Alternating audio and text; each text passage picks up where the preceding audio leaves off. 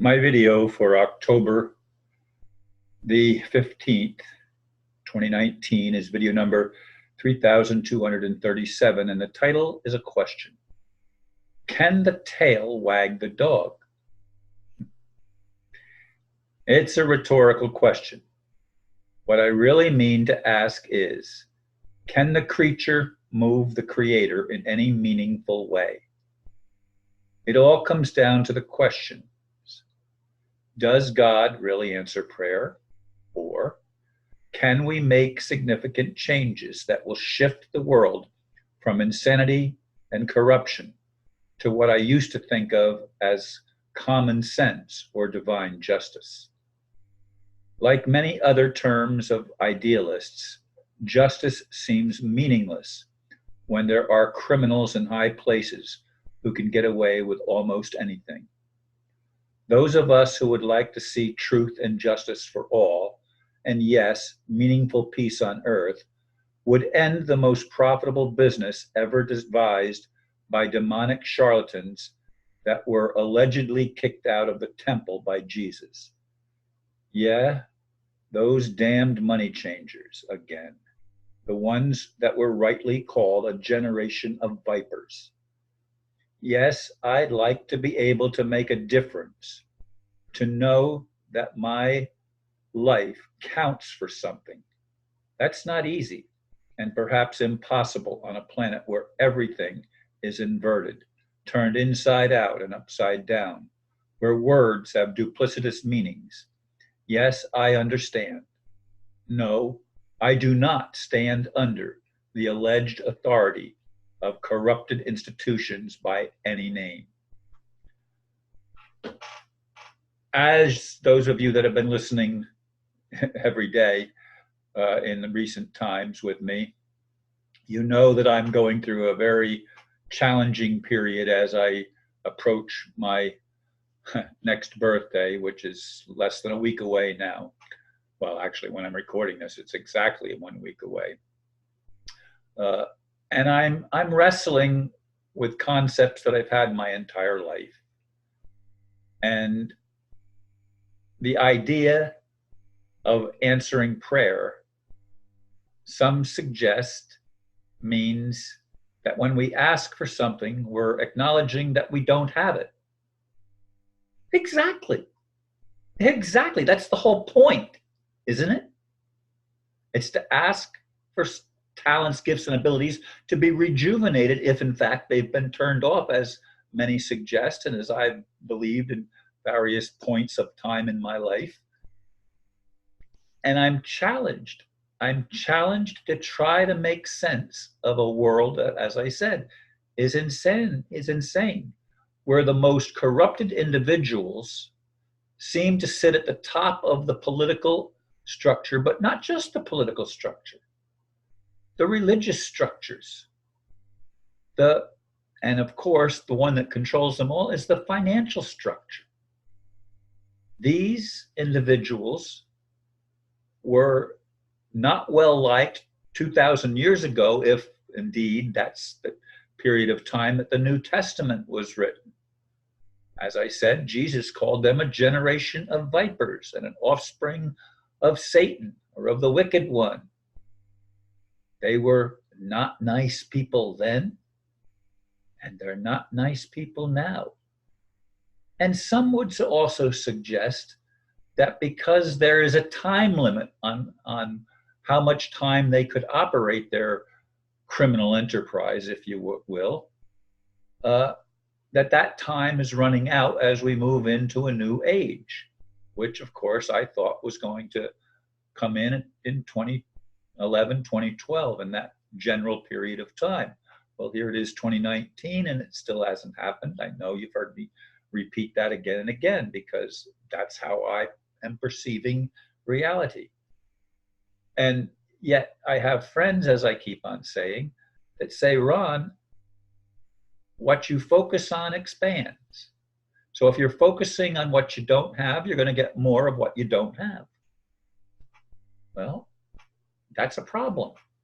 That's a real problem for me, because I'm still I guess, left brain thinking is what some people would say.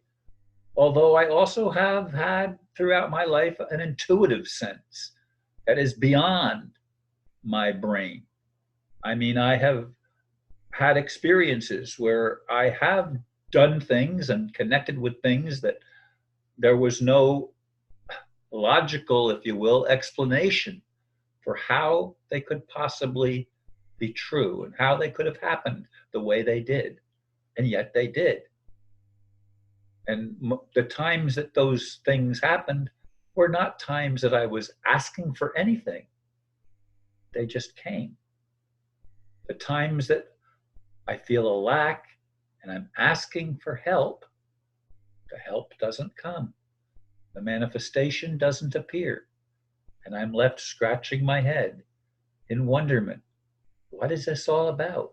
What is this game I'm involved in? And is it just a game? Or does it actually have deeper meaning? Does it actually have significance that's not only beyond this world, but actually in this world? And of course, my friends would say, some of them, but this world is just a dream, an illusion. It's an experience. The real life is when you die. So, in other words, they're saying you have to die to get there. Well, that's insane. I'm sorry. But then why mess around with this 3D world, as it were? Why mess around in this illusion, which is nothing more than a delusion, and where everything is inverted and where truth is impossible? If you try to tell the truth, you get in trouble. If you lie, well, then chances are you can make some progress, as it were. But you progress on lies. And then what is that? If not a deception? And we've been deceived. I guess I've been deceived because I really, really believed that God answered prayer. I really believed that God loved me. I really believed that Jesus died to redeem not me alone, but redeem humanity.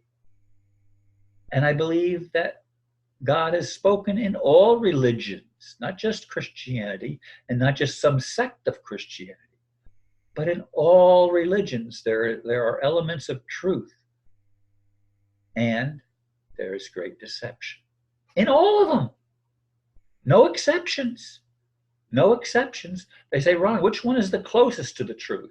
None of them.